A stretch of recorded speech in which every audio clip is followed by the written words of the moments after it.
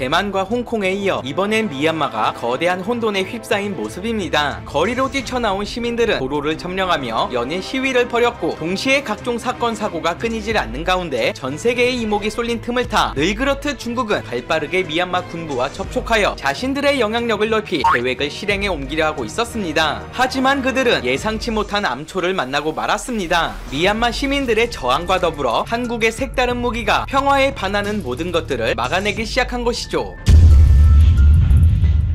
최근 미얀마에서 발생한 쿠데타 사건은 격렬한 시민들의 저항과는 달리 너무나 손쉽게 별다른 무력 충돌 없이 성공하면서 전 세계를 경악해 만들었습니다. 사실 지난 5년간 미얀마는 기존의 군부 정치를 타파하고 민주주의를 표방하고는 있었으나 정부가 미치는 모든 것에 군부의 손길이 닿아 있는 상태였고 때문에 실질적인 문민 통제 자체가 전혀 이루어지지 못하고 있었습니다. 이 같은 역사는 1962년부터 지금까지 이어졌습니다. 당시 처음으로 쿠데타에 성공한 이후 미얀마 군부는 가장 먼저 개헌을 서둘렀는데 헌법상 미얀마 군 통수권자는 미얀마 군이 스스로 임명한 사령관이어야 하고 이에 대통령과 총리는 군부의 명령이나 반대 의견을 제시할 권한이 없었습니다. 특히나 미얀마의 자유선거를 재도입하는 과정에서 만에 하나 있을 개헌이 뒤집히는 사례를 우려해 이를 저지할 의석의 25%를 군부가 임명하도록 되어 있는데요. 심지어 헌법 40조에서는 비상사태 시 군 총사령관에게 모든 권한을 인계할 수 있다고 명시하는 등 쿠데타를 정당화하는 조항을 만들어놔 문민 통제가 명목상으로조차 존재하지 않게 됐습니다. 이후 미얀마 군부는 정치권에서 자신들의 기득권에 도전할 때마다 쿠데타 위협을 가해 정부를 하수인으로 삼는 등 사실상 군부 독재 체제가 끊임없이 유지되도록 설계해온 것이죠. 이는 시민들은 물론 어떤 단체들도 감히 군부에 도전할 수 없도록 전의를 상실하게 만들었는데 그도 그럴 것이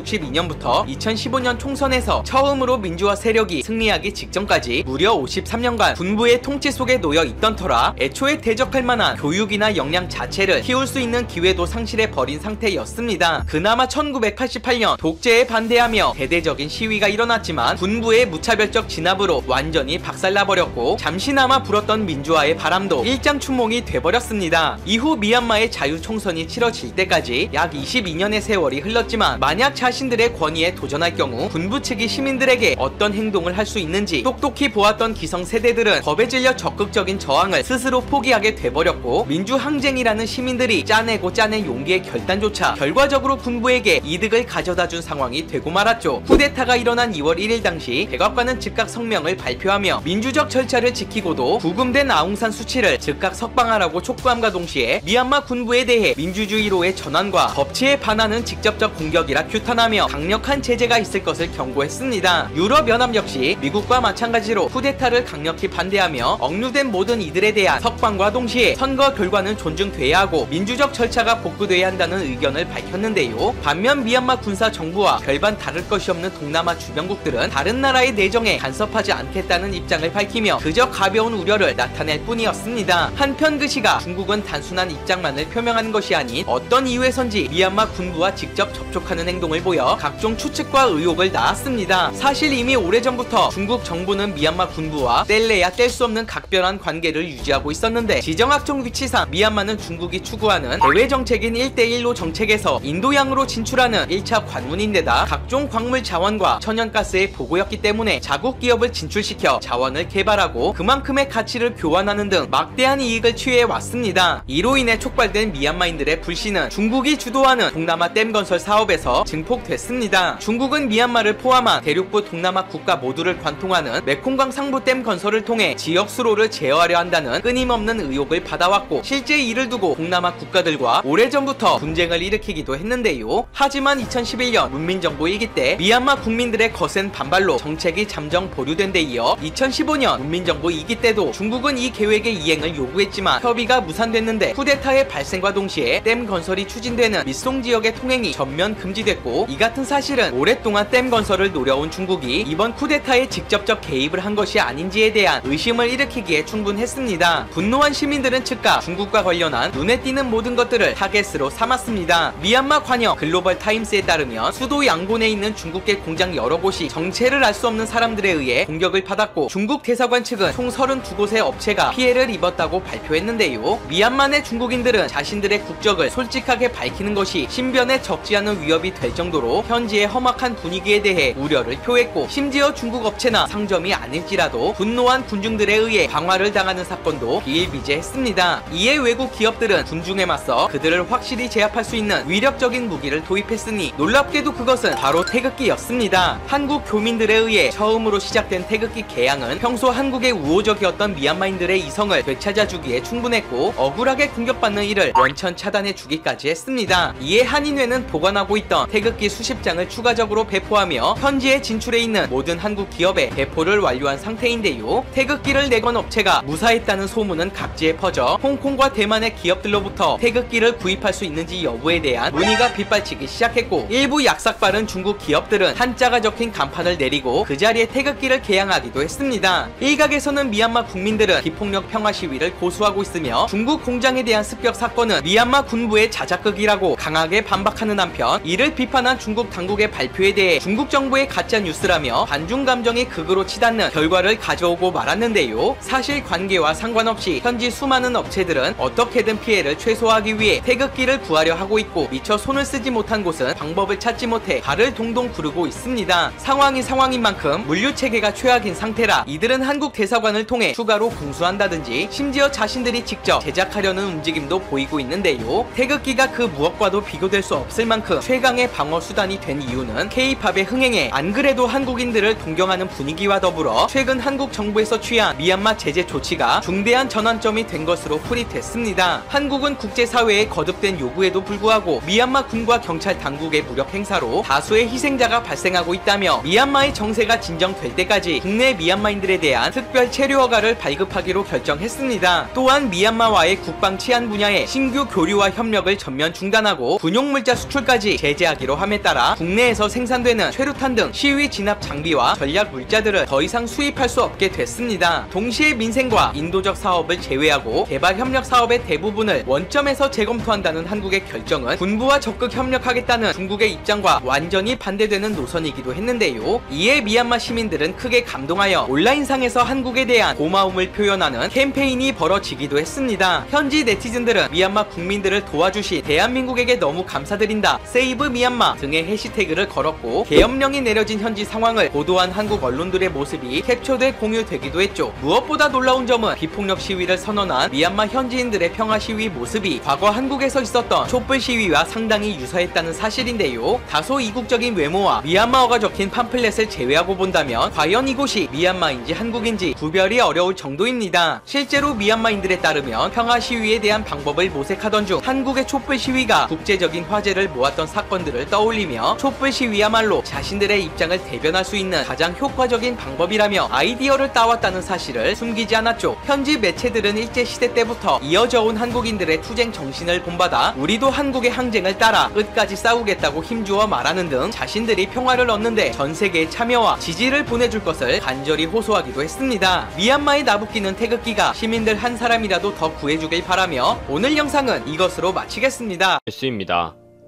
첫 번째 뉴스는 아베의 첫 마스크를 나이트 브라라고 장난친 여자 탤런트에 관한 소식입니다. 일본의 여자 탤런트 카토사리가 아베의 마스크를 나이트 브라로 바꿔서 착용을 하고 그 사진을 인스타그램에 올렸습니다. 아베는 왜 마스크를 2장이나 보냈을까? 사이즈가 맞지 않아서 사용하기 곤란하다. 좋은 방법이 있다. 업그레이드 해보자. 라고 했습니다. 안 그래도 속옷이 잘 안 맞아서 아팠는데 잘 됐다면서 마스크를 나이트 브라로 만들어 사진을 찍었습니다. 댓글이 폭주하는데 이쁘다, 아이디어 좋다, 칭찬한다 등의 의견도 있었지만, 이럴 때 이런 장난이라니, 국민 세금으로 만든 것인데 생각이 없다 등 비난하는 소리도 넘쳤습니다. 아베의 마스크가 워낙 작고 장난감 같다 보니 이런 우스갯놀이가 넘치고 있습니다. 당장 아베가 착용하고 나온 그 모습도 어설프고 우스운 판이니 이 정도쯤이야 싶네요.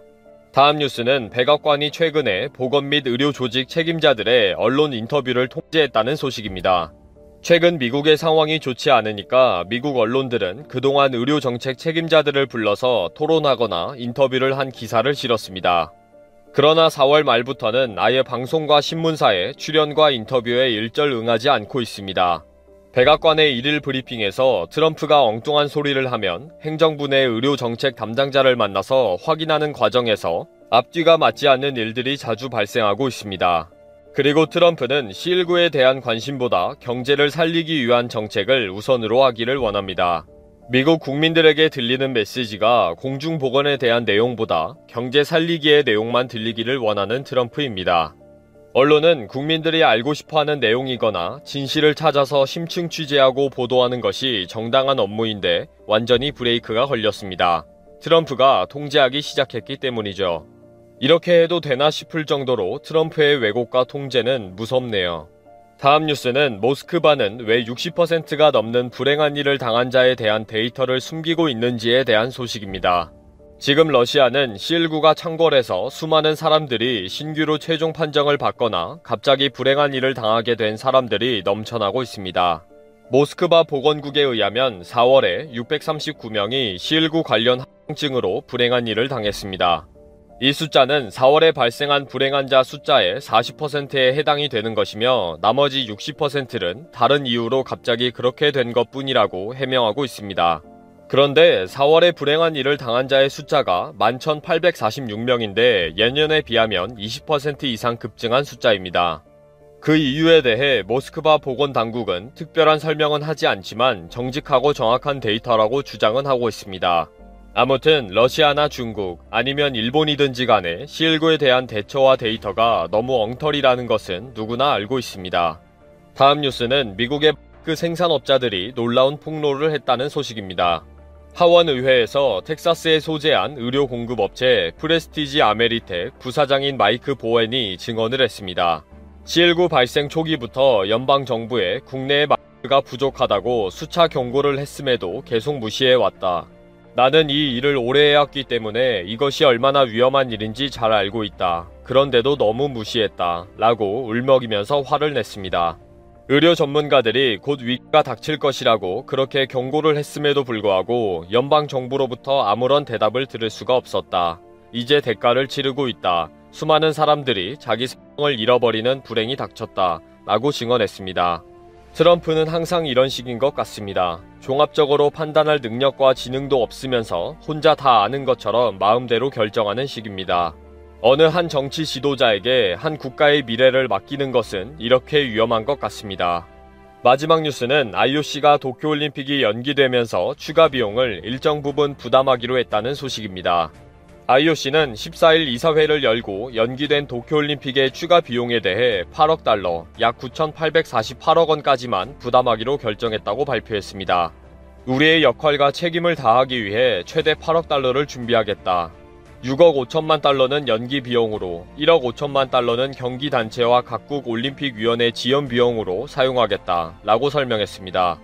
이번에 결정된 비용 부담은 지난번에 아베가 추가 비용을 전적으로 부담하기로 했다는 보도가 사실이었다는 것을 확인시켜 주는 것입니다. 아베 정부의 요청으로 IOC 웹사이트에 기록된 문구가 수정되기는 했지만 눈 가리고 아웅이었다는 거죠. 현재 알려진 바에 의하면 도쿄올림픽 연기에 따른 추가 비용은 3천억엔에서 6천억엔, 약 6조 8,900억 원까지 추측이 된다고 하는데 실제로는 그 몇 배가 될 것으로 보고 있습니다.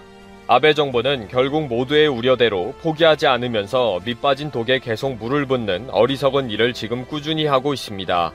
정말 돈을 찍어내면 된다는 생각으로 국가 부채를 쌓아가는 아베가 대단하네요. 물론 그 아베를 지지하고 바라만 보는 일본 국민